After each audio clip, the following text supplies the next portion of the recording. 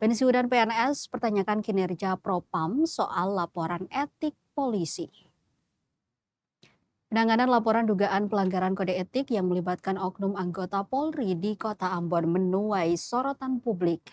Christina Riewpasa, 64 tahun, pensiunan pegawai negeri sipil atau PNS yang akrab disapa Tina, mengaku kecewa lantaran laporan yang ia ajukan ke Propam Polda Maluku sejak Januari 2024 tak kunjung dituntaskan.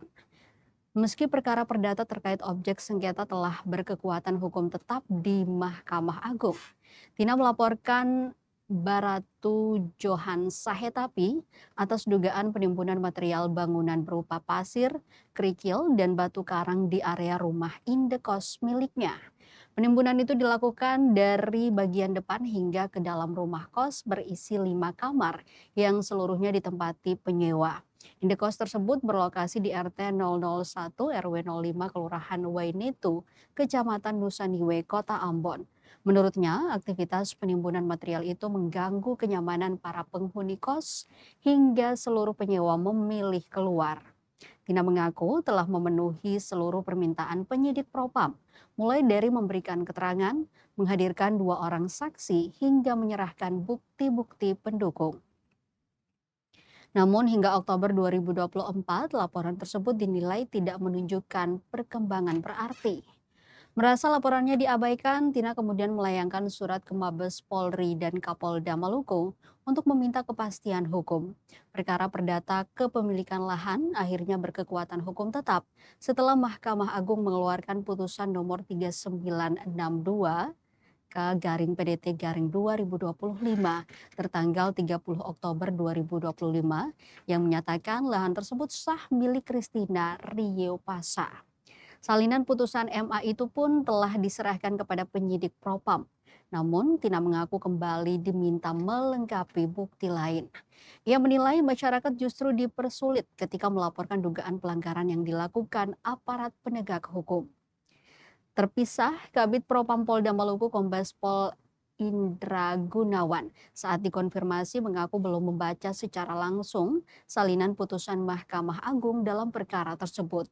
Ia menjelaskan selama proses perdata masih berjalan, Propam tidak dapat memproses laporan kode etik karena kedua belah pihak sama-sama merasa memiliki objek sengketa. Menurut Indra, setelah putusan MA keluar, Baratu Johan Sahetapi telah meninggalkan lokasi sengketa dan membersihkan material yang sebelumnya berada di lahan tersebut. Ia juga menegaskan Johan tidak serta-merta bisa disebut bersalah karena dalam proses kode etik sebelumnya, ia sempat memiliki dasar putusan pengadilan. Indra menambahkan kasus ini akan lebih dulu digelar perkara untuk menentukan apakah dapat dilanjutkan ke proses kode etik atau tidak. Menanggapi pernyataan Kabid Propam tidak membantah keras klaim bahwa Johan pernah menang dalam perkara lahan. Ia menjelaskan pada tingkat banding putusan terhadap gugatan Johan berstatus no atau niet onvankelijke verklaard, yang berarti gugatan tidak dapat diterima dan secara hukum kembali pada putusan sebelumnya. Tina menambahkan Mahkamah Agung kemudian membatalkan putusan pengadilan tinggi dan menguatkan putusan pengadilan negeri yang menyatakan lahan tersebut sah miliknya. Atas dasar itu, Tina meminta Propam Polda Maluku segera menindak Baratu Johan Sahetapi atas dugaan pelanggaran kode etik. Hingga berita ini diterbitkan, Propam Polda Maluku menyatakan masih akan melakukan gelar perkara untuk menentukan kelanjutan penanganan laporan dugaan pelanggaran kode etik tersebut.